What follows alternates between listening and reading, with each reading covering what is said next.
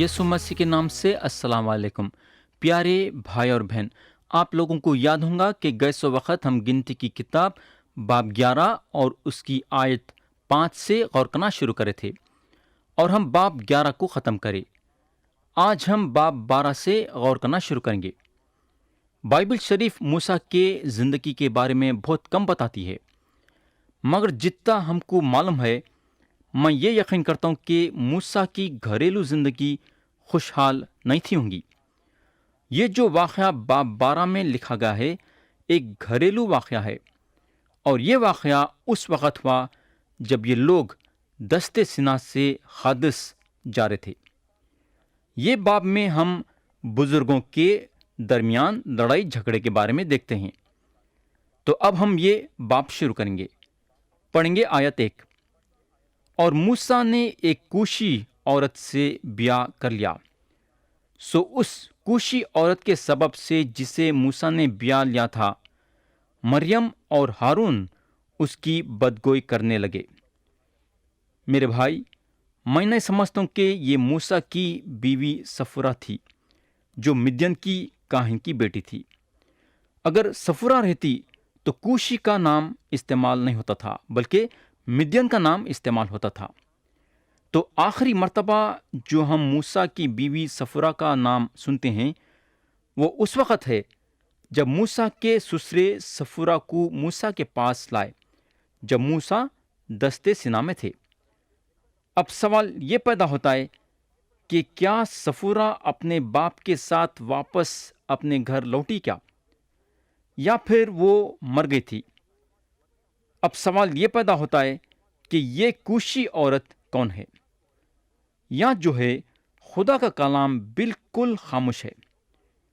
अब हम जो ये औरत के बारे में जान सकते बोले तो वो ये है कि ये औरत मूसा की दूसरी बीवी थी। बात यह है कि मरियम ये शादी को लेके मूसा के अख्तियार पे उंगली उठाना चाहते थे। आयत 2 में लिखा हुआ है, वो कहने लगे कि क्या खुदावन ने फ़कत मूसा ही से बातें की हैं? क्या उसने हमसे भी बातें नहीं की? और खुदावन ने ये सुना। तो या मरियम एक बड़ी बहन होते हुए मूसा के खिलाफ अपनी आवाज़ उठाए, और हारून जो मूसा के बड़े भाई थे, मरियम के साथ ये शिकायत में मिल जाते हैं। ये दोनों मूसा से बड़े थे और मूसा के तरक्की को नहीं देख सके। आयत 3 में लिखा हुआ है, और मूसा रूए ज़मीन के सब आदमियों से ज़्यादा हलीम था। मेरे दोस्त, मूसा और हमारे खुदावन यीशु मसीह के बारे में ये बताया गया है कि ये हलीम थे। हम ये बात ज़रूर याद रखना कि हलीम का ये मतलब नहीं है कि कमज़ोरी, बल्कि हलीम का मतलब यह है कि खुदा के हुक्मों पे अमल करना और खुदा के मर्ज़ी को हमारे ज़िंदगी में क़ायम करना। क्या करना? खुदा के मर्ज़ी को हमारे ज़िंदगी में क़ायम करना। आयत 4 में लिखा हुआ है, सो खुदावन ने नागहान मूसा और हारून और मरियम से कहा कि तुम तीनों निकल कर खैमाए इज्तिमा के पास हाजिर हो। सो वो तीनों वहां आए। तो यहाँ हम देखते हैं कि घरेलू जिंदगी में गड़बड़ी हो रही है और खुदा ये तीनों को अपने पास बुलाया है। आयत 6 से 9 में लिखा हुआ है, जरा गौर से सुनो। तब उसने कहा, मेरी बातें सुनो।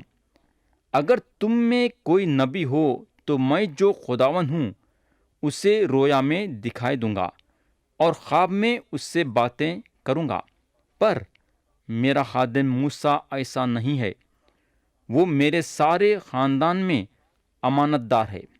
मैं उससे मामों में नहीं बल्कि रूबरू और सीधी तौर पर बातें करता हूँ, और उससे खुदावन का दीदार भी नसीब होता है।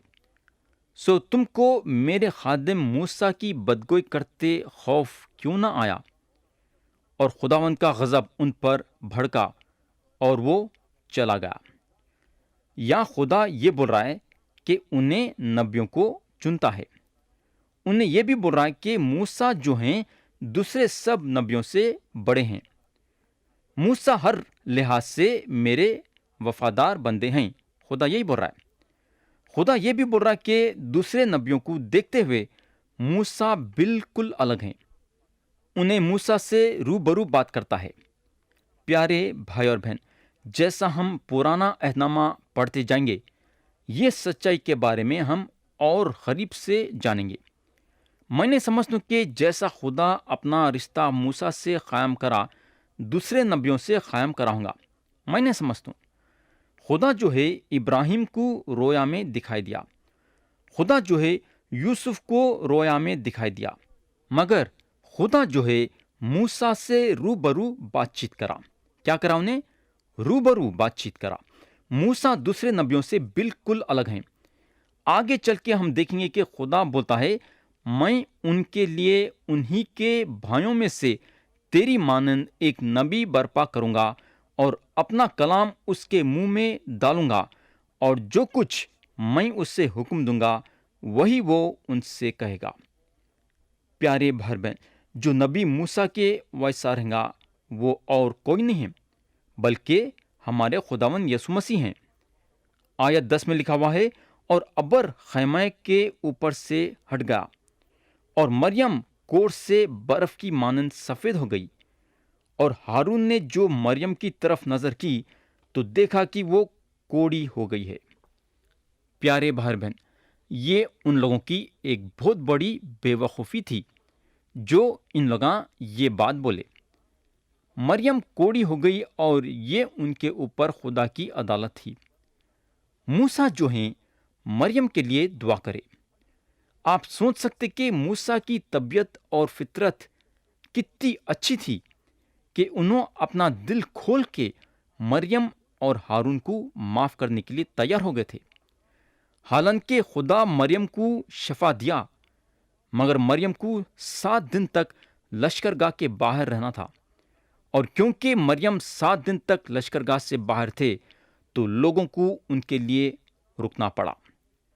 ان لوگ اپنے سفر کو آگے نہیں بڑھا سکے، تو مریم کے وجہ سے ان لوگوں کو رکنا پڑا۔ میرے بھائی، خدا پرستوں کی شکایت کرنا گناہ ہے، یاد رکھو، کوئی آسان بات نہیں ہے، اور خدا جو ہے بہت ہی سخت لیں گا یہ بات کو، اور اگر کریں گے تو اس کی سزا بھی ضرور ملیں گی۔ خدا چھوڑنے والا نہیں ہے، آپ کو بالکل سزا دیں گا، کیونکہ آپ اس کے بندے پہ آواز اٹھائے ہیں۔ آیت 15 اور 16 میں لکھا ہوا ہے، چنانچہ مریم 7 دن تک لشکرگاہ کے باہر بند رہی، اور لوگوں نے جب تک وہ اندر آنے نہ پائی کچھ نہ کیا۔ اس کے بعد وہ لوگ حسرات سے روانہ ہوئے، اور دشت فاران میں پہنچ کر انہوں نے ڈیرے ڈالے۔ اب سوال یہ پیدا ہوتا ہے کہ ہارون کو کوڑ کی سزا کئی کو نہیں ملی۔ ہارون کو اس لیے کوڑ کی سزا نہیں ملی، کئی کو بولے تو انہوں سردار کاہن تھے۔ یہ بات ہم ضرور یاد رکھنا، خدا جو ہے ان کو سردار کاہن بنایا تھا۔ اگر انہوں کوڑی رہتے تو کوڑ کے حالت میں خدا کی خدمت گزاری نہیں کر سکتے تھے۔ اسرائیلیوں کے اور خدا کے درمیان کھڑے رہنے والا کوئی بھی نہیں تھا، تو خدا گھریلو واقعے کو لے کے ہارون کو سزا نہیں دیا بلکہ مریم کو سزا دیا۔ ہارون تھے جو موسیٰ سے ترسنے کو لگے۔ انہوں موسیٰ کو بولتے ہیں، ہائے میرے مالک، اس گناہ کو ہمارے سر نہ لگا، کیونکہ ہم سے نادانی ہوئی اور ہم نے خطا کی۔ خدا کی جو عدالت نازل ہوئی ہارون اور مریم کے جلاپے کے وجہ سے، مگر سزا مریم کو ملی۔ کس کو ملی؟ ہارون کو نہیں بلکہ مریم کو، کیونکہ یہ شکایت کی بات مریم سے شروع ہوئی۔ میرے بھائی، خدا ہم کو دیکھنے والا ہے کہ شکایت کہاں سے شروع ہونے والی ہے۔ وہ انسان کو چھوڑنے والا نہیں، انہیں شروع کرے مریم، مگر ان کا ساتھ دینے والے ہارون تھے۔ جلاپا ایک ایسی چیز ہے کہ ہم کو ہر ایک انسان کے خلاف کر دیتا ہے۔ یا اگر ہم دیکھیں گے تو 2 بھائی ایک بہن تھے جو کہ ایک گھر سے بڑے ہوئے۔ حالانکہ موسیٰ کی پرورش فرعون کے محل میں ہوئی، مگر یہ تینوں کا ایک باپ کا خون تھا، اور رشتے میں یہ سگے بھائی بہن تھے، مگر جلاپا ان کو ذرے میں الگ کر دیتا تھا اگر خدا بیچ میں نہیں آتا تھا۔ اگر خدا بیچ میں نہیں آتا تو میں یقین کرتا ہوں کہ یہ لوگ الگ ہو جاتے تھے، لیکن خدا چاہتا تھا کہ یہ تینوں مل جل کے ایک ساتھ رہنا۔ میرے بھائی، خدا ہمارے گھرانے میں یہ چاہتا ہے کہ ہم بھائی بہن مل جل کے رہے اور گھر میں امن اور چین قائم کرے۔ آج اگر ہم دیکھیں گے تو کتنے گھراں جلاپے کی وجہ سے برباد ہو جا رہی ہے نا؟ ذرا غور کر کے دیکھو یہ بات، ہم اس کا حساب نہیں لگا سکتے۔ تو یہاں ختم ہوا باب 12، اب ہم باب 13 پہ جائیں گے۔ ہم پڑھیں گے آیت 1 سے آیت 3 تک۔ لکھا ہوا ہے، اور خداوند نے موسیٰ سے کہا کہ تو آدمیوں کو بھیج کہ وہ ملک کنعان کا جو میں بنی اسرائیل کو دیتا ہوں حال دریافت کریں۔ ان کے باپ دادا کے ہر قبیلے سے ایک آدمی بھیجنا جو ان کے ہاں کا رئیس ہو۔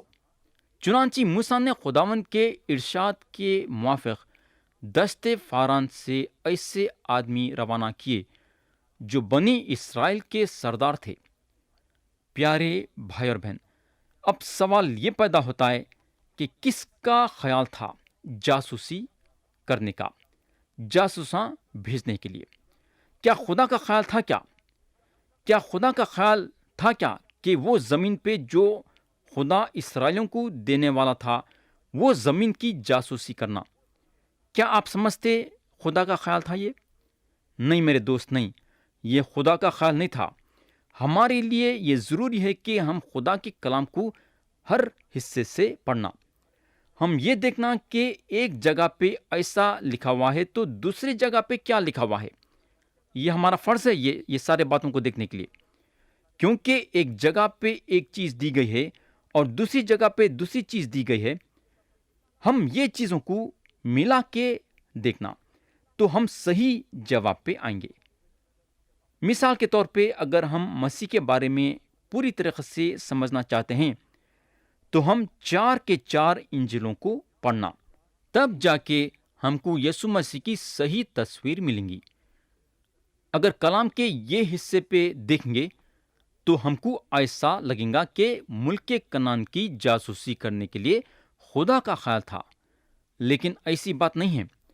خدا ان کے عرضی کے مطابق ان کو موقع دیا ملک کنعان کی جاسوسی کرنے کے لیے۔ اگر ہم استثنا کی کتاب باب 1 اور اس کی آیت 20 سے 22 پڑھیں گے تو اس بات کا ہم کو صحیح نقشہ ملے گا۔ تھوڑی دیر کے لیے ہم یہ آیتیں پڑھیں گے۔ لکھا ہوا ہے، وہاں میں نے تم کو کہا کہ تم اموریوں کے کوہستانی ملک تک آ گئے ہو جسے خداوند ہمارا خدا ہم کو دیتا ہے۔ دیکھو اس ملک کو خداوند تمہارے خدا نے تمہارے سامنے کر دیا ہے، سو تم جاؤ اور جیسا خداوند تمہارے باپ دادا کے خدا نے تم سے کہا ہے تم اس پر قبضہ کرو اور نہ خوف کھاؤ نہ ہراسان ہو۔ تب تم سب میرے پاس آ کر مجھ سے کہنے لگے کہ ہم اپنے جانے سے پہلے وہاں آدمی بھیجیں جو جا کر ہماری خاطر اس ملک کا حال دریافت کریں اور آ کر ہم کو بتائیں کہ ہم کو کس راہ سے وہاں جانا ہوگا اور کون کون سے شہر ہمارے راستے میں پڑیں گے۔ تو پیارے بھائی اور بہن، جاسوسوں کو ملک کنعان میں بھیجنا خدا کا خیال نہیں تھا، ہے نا؟ جاسوسوں کو بھیجنا لوگوں کا خیال تھا، اور یہ کام کر کے اسرائیلیاں اپنے کمزوری کو اور ڈر کو ظاہر کرے۔ دل میں جو ہے ڈر رہنے کی وجہ سے ان لوگوں کا خیال یہ تھا کہ وعدے کے زمین کا قبضہ نہیں کر سکیں گے۔ جو بھی ہے، خدا اسرائیلیوں کو وعدے کے زمین پہ لے کے جا رہا تھا۔ ان لوگوں جاسوس بھیجنے کا خیال کر کے یہ ظاہر کرے کہ ان کے پاس ایمان نہیں ہے، ان کو خدا پہ بالکل بھروسہ نہیں تھا۔ ان لوگوں کو یہ بات کی خبر نہیں تھی کہ خدا یہ زمین کی جاسوسی کر چکا ہے۔ خدا یہ زمین کے بارے میں سب کچھ جانتا تھا، انہیں جو ہے اسرائیلیوں کے لیے راستہ بنا چکا تھا۔ خدا کو معلوم تھا کہ اسرائیلیاں وہ زمین کا قبضہ کریں گے اس لیے انہیں ان لوگوں کو وہ زمین پہ بھیج رہا تھا۔ جب اسرائیلیاں وعدے کے زمین میں داخل ہوئے تو تگڑے لوگاں وہاں تھے، سارے مصیبتاں اور تکلیفاں وہاں تھے، پھر بھی اسرائیلیاں وہ زمین کا قبضہ کرے۔ آج ہمارے لیے یہ پیغام کتنی اہمیت رکھتا؟ کیا ہم واقعی میں ایمان کے ساتھ چل رہے ہیں کیا؟ ذرا سوچو، اپنے دلوں کو جانچو کہ ایمان کے ساتھ چل رہے ہیں کیا؟ ہم کو خبردار رہنا ضروری ہے، مگر ایک وقت ہے جہاں ہم اپنے آپ کو پوری طرح سے خدا کے حوالے کرنا ہے۔ زبور کے کتاب میں لکھا ہوا ہے، اپنی راہ خداوند پر چھوڑ دے اور اس پر توکل کر، وہی سب کچھ کرے گا۔ پیارے بھائی اور بہن، آپ کو اور میرے کو زندگی کے موڑ پہ آنا ہے جہاں ہم اپنے آپ کو خدا کے حوالے کرنا اور اس پہ پورا بھروسہ رکھنا، یہ ہمارا فرض ہے۔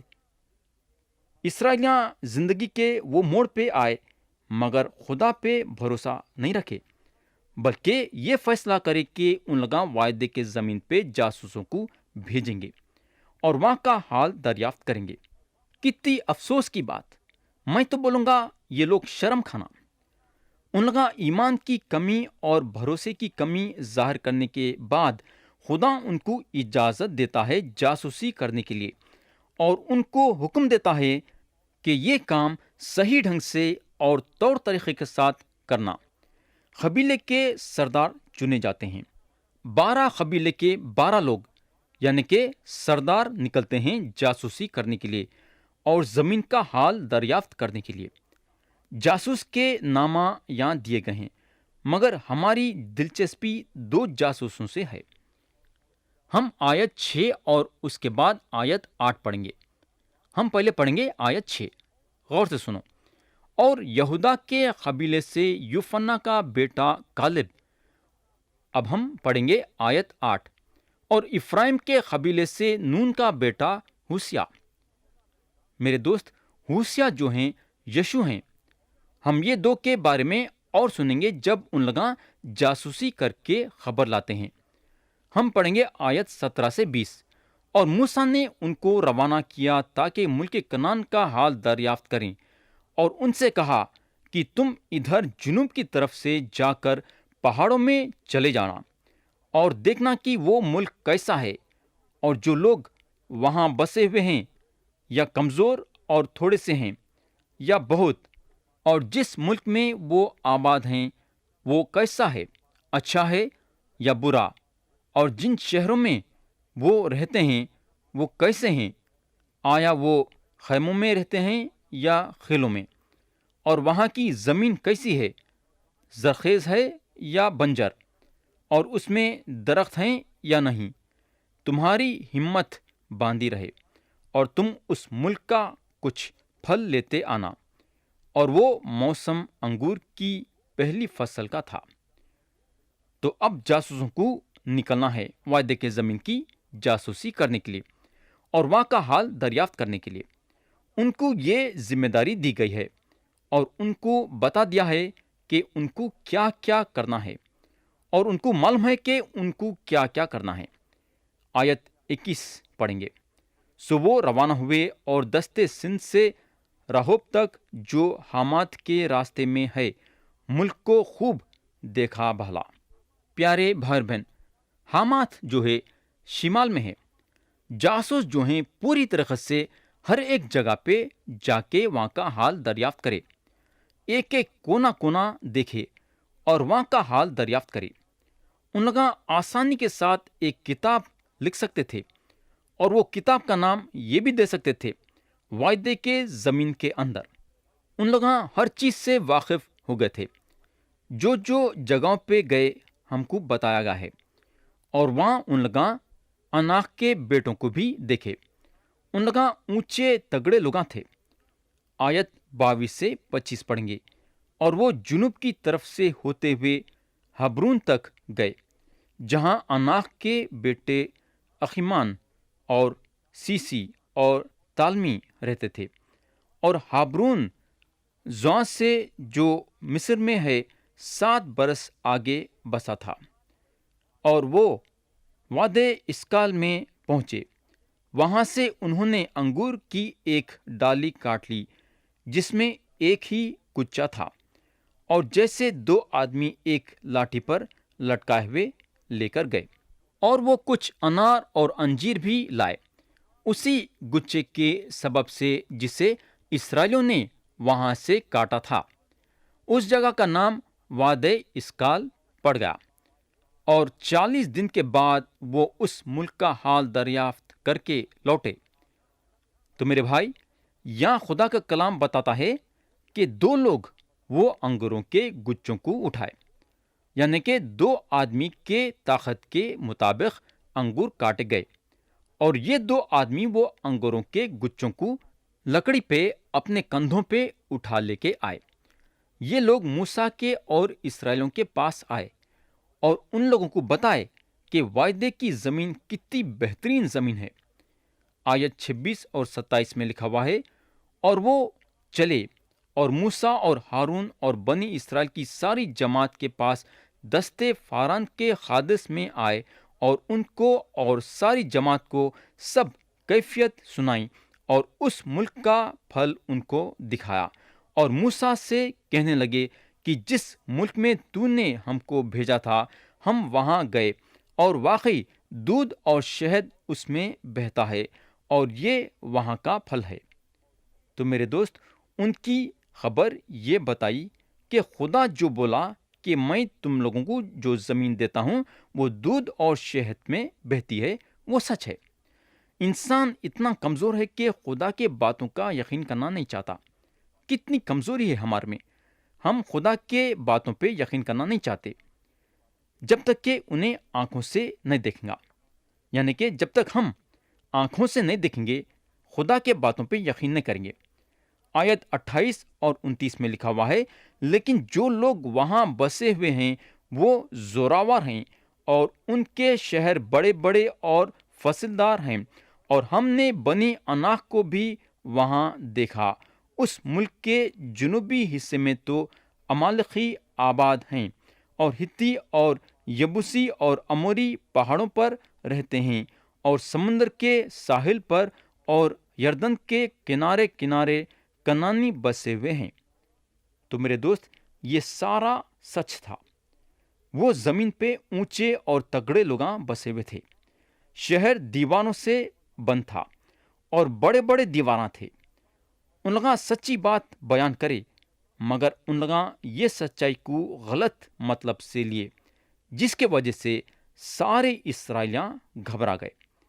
آیت 31 سے 33 میں لکھا ہوا ہے، لیکن جو اور آدمی اس کے ساتھ گئے تھے وہ کہنے لگے کہ ہم اس لائق نہیں ہیں کہ ان لوگوں پر حملہ کریں، کیونکہ وہ ہم سے زیادہ زوراور ہیں۔